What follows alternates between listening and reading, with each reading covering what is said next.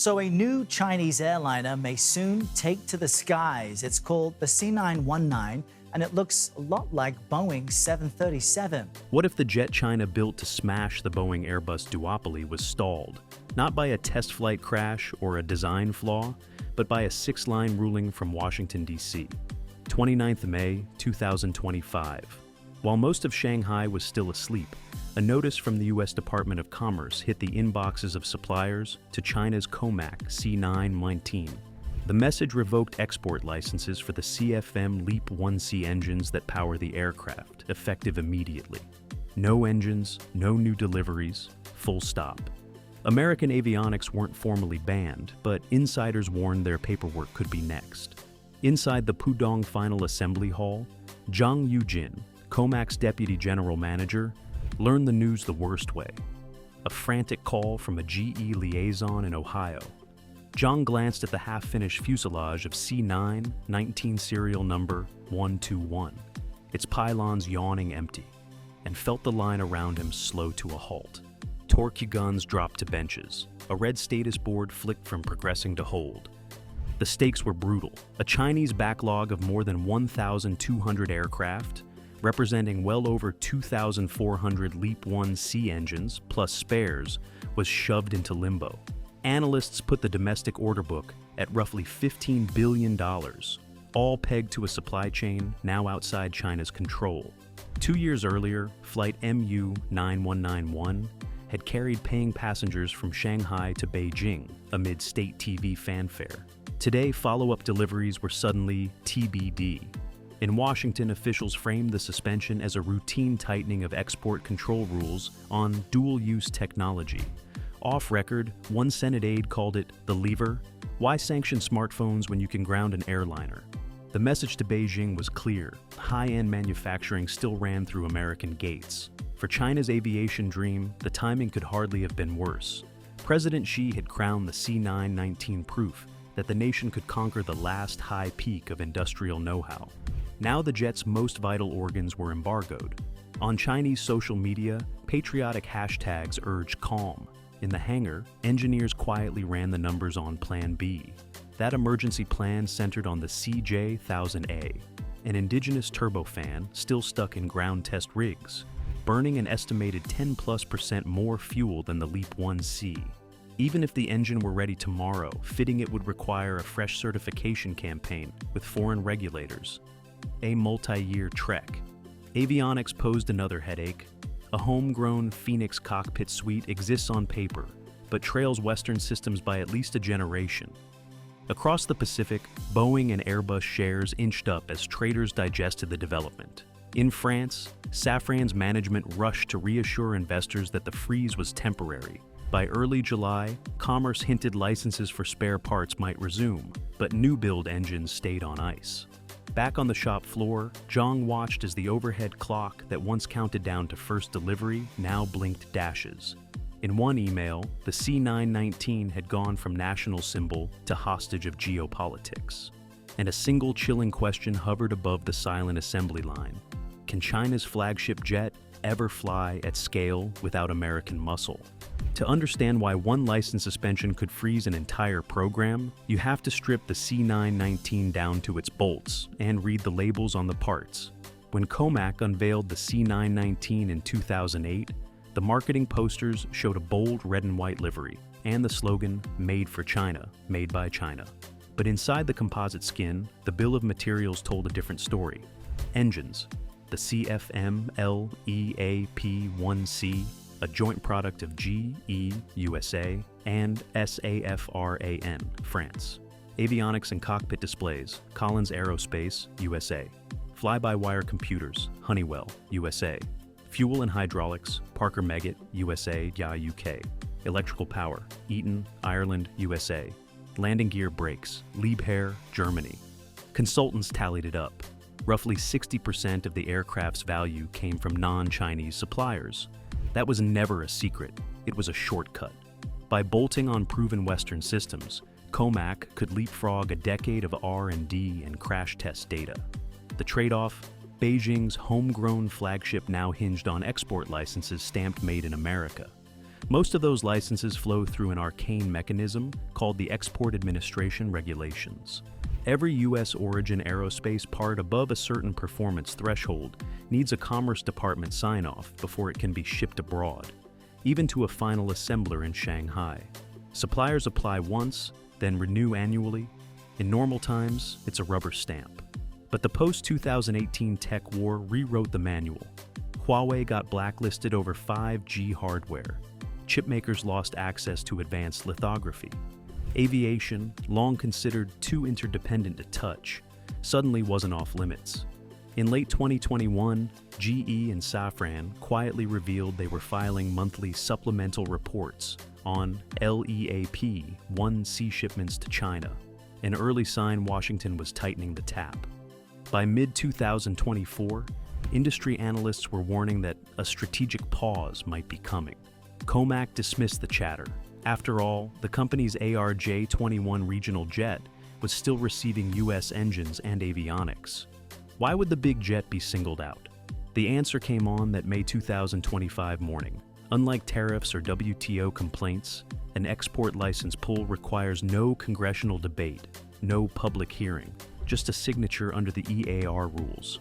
One stroke, and the LEAP supply line went dark. The fallout traveled fast. GE Safran halted crating at their Lafayette, Indiana, and Villaroche, France plants. Parker Meggitt flagged regulated destination on fuel pump cartons destined for Pudong. Honeywell asked Commerce for clarification. The reply stressed case-by-case review, a polite way of saying, don't ship until we call you. COMAC's logistics department scrambled to see how many green tag engines were already on Chinese soil, just 18. Enough to finish 9 airframes. After that, the line would go cold. Why hadn't China insulated itself? Partly optimism, partly urgency. The duopoly of Boeing and Airbus had dominated single-aisle sales for decades. Chinese carriers were spending $35 billion a year on imported jets. The C919 promised to plug that trade gap quickly, as long as proven Western hardware could be slotted in like Lego. Few expected geopolitics to treat Lego like plutonium. Now every Western component looked like a future pressure point. Even the cabin coffee makers, sourced from a U.S. supplier, appeared on Commerce's review list. As one Shanghai engineer muttered over lunch, "We built a Chinese dragon on an American skeleton, and the skeleton just walked away." The urgent question became, what can be swapped, how fast, and at what cost to performance and certification? That scramble forms the next chapter of this saga. The day after the export freeze, the giant assembly hall at Pudong looked like someone had pressed pause on a blockbuster film. 10 half-finished C919 fuselages sat on jacks, their nacelle mounts wrapped in red canvas that read, "Awaiting engine." Over in a corner, pallets of wiring looms were shrink-wrapped, ready for avionics that might never clear customs. On the mezzanine, engineers queued for an emergency briefing from Zhang Yujin. His message was bleak but simple. We have to build the missing parts ourselves, or watch the line die. That edict thrust China's long-running backup plan, the CJ-1000A turbofan, center stage. Developed by Aero Engine Corporation of China, AECC, the engine had logged more than 4,000 hours on ground test rigs, but had yet to fly on a full-scale Iron Bird airframe. Reports from the Shenyang Test Center hinted at 10 to 15% higher fuel burn than the LEAP-1C, and, more worryingly, hotter turbine temperatures that could shorten overhaul intervals. Still, the design was the only bolt-on alternative that didn't require Washington's blessing. Overnight, AECC technicians received a sprint schedule: accelerate flight test to Q2 2026. That meant rushing fan blade durability trials, cutting corners on certification paperwork, and squeezing the entire supply chain, metallurgy labs in Xi'an, control system coders in Shenzhen, to shave months off milestones, usually measured in years. If the engine problem looked tough, the cockpit problem looked existential. The Phoenix Integrated Avionics Suite, a joint project between AVIC and the state's 611 Institute, ran on processors comparable to mid-2010s Western hardware. Its flight management software lacked some RNP approaches demanded by European and American regulators. Without those functions, a Phoenix-equipped C-19 would be confined to domestic skies, limiting sales to Chinese carriers already awash in government pressure to buy national. Developers proposed a band-aid, graphed Western GPS and VHF radios onto Chinese display units, then argue the result was a hybrid configuration, exempt from the export freeze. Lawyers in Beijing winced. Washington might view that as a sanctions dodge and escalate further. In the end, COMAC chose the slower, safer route, pump cash into Phoenix, and hope to close the capability gap within 3 years. While engineers hacked solutions, Chinese airlines faced a harder dilemma. Wait for the fix or reorder from Airbus. China Eastern, launch operator of the C-19, quietly asked Toulouse whether A320 delivery slots could be advanced. Spring Airlines negotiated wet leases for older A321s to cover 2026 growth. Leasing firms holding sale and leaseback deals on C919 frames demanded penalty clauses be rewritten. Every adjustment chipped away at the guaranteed domestic market Beijing had promised COMAC. State-run television churned out upbeat segments, welders smiling, banners proclaiming indigenous innovation, independent control. Off-camera, managers circulated delay memos extending first mass delivery targets from 2025 to 2028 at the earliest. Morale dipped. Some young engineers jumped ship to smartphone and EV startups where component bans felt less likely. The shockwave didn't stop with the C919. The ARJ-21 regional jet, still relying on GE CF-34 engines, saw export negotiations to Indonesia and African carriers stall. Farther up the food chain, the CR929 wide-body project, a China-Russia joint venture already strained by war-related sanctions, looked vulnerable to the same export control crosshairs. In boardrooms from Beijing to Moscow, the lesson was clear. If your supply chain runs through the United States, you don't truly own your airplane. As Zhang wrapped the briefing, he closed with a line that captured both the urgency and the uncertainty. Plan B is now Plan A, and if that fails, we invent Plan C on the fly. The scramble had begun in earnest, but the runway to success suddenly looked very, very short. The silence inside Pudong's paused assembly hall hides a bigger noise outside, the roar of geopolitics reshaping aviation. With the U.S. export freeze still in place and China scrambling to plug the gaps, 3 future flight paths are circling the runway. Each has winners, losers, and turbulence nobody can fully predict. The first, and Wall Street's favorite, sees Washington reinstate licenses for maintenance spares only. Airlines that already fly the LEAP-powered C919 get the parts they need to keep jets airworthy, avoiding passenger disruptions. But no new engines cross the Pacific, meaning COMAC's production stays throttled to a drip. Boeing and Airbus quietly pop the champagne. Every month a C919 can't roll out is another month. The A320, Neo and 737 MAX enjoy an open field in the world's fastest-growing market. A second path imagines a partial thaw in U.S.-China relations.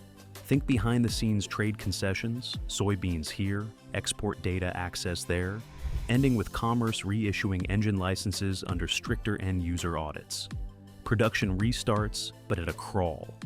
COMAC must file real-time traceability reports, submit to on-site inspections, and accept snap reviews of software updates. The jet gets out the door, yet the symbolism of sovereignty is gone. Every delivery still needs an American yes or no stamp. The third route is Beijing's publicly stated goal, total de-Americanization. The CJ-1000A clears flight test, Phoenix Avionics closes its capability gap, and the C919 earns a new type certificate from China's CAAC by 2028 to 2029. But pushing a clean sheet engine and cockpit through Western safety regulators could drag into the next decade. Even with political will, airlines wonder, will fuel burn and reliability match the LEAP-1C? If not, operating costs climb, ticket prices follow, and the aircraft risks becoming a regional niche, not a global challenger. However the saga ends, the shock has already rewritten a few truths. Supply chain fragility. Airlines from Istanbul to Jakarta now ask suppliers to map every sub-tier origin. If a critical chip touches a US fab, they want backup. Pricing power. Airbus and Boeing, bruised in the last decade's price wars, gain leverage. Analysts see average single-aisle discount levels shrinking by 2 to 3 percentage points since the freeze. R&D sprint. Beijing has earmarked an extra 120 billion yuan, 13 billion, for aero engine metallurgy, wide-chord fan blades, and homegrown FADEC software. That money would have dripped in over 10 years. Now, it's front-loaded into 5. Export control playbook. Washington's move becomes a template. Think tanks in Brussels and Tokyo debate whether similar levers could shield their own strategic sectors. In the short term, Boeing and Airbus keep the duopoly throne and pocket sturdier profit margins. U.S. policymakers prove export controls can bite far beyond smartphones, signaling resolve to allies and rivals alike. But the long game is fuzzier. History shows that blockade pressure often accelerates the very self-reliance it seeks to prevent. Ask Russia's rocket engineers after the 1960s or Japan's chip makers in the 1980s. If China's crash program succeeds, the world could face a truly independent third player in the 2030s, one no longer hostage to Western parts or politics. If it fails, billions in R&D evaporate, and the C919 becomes an expensive case study in globalization's limits. So next time you're at an airport and a white and green narrow-body taxis past the window, think about the invisible tug-of-war hiding inside its wings. Do you see a casualty of a tech war or the first rough draft of an aerospace revolution? Because whether the C919 soars or stalls, one thing is clear. In 21st century aviation, access is power, and power no longer travels duty-free.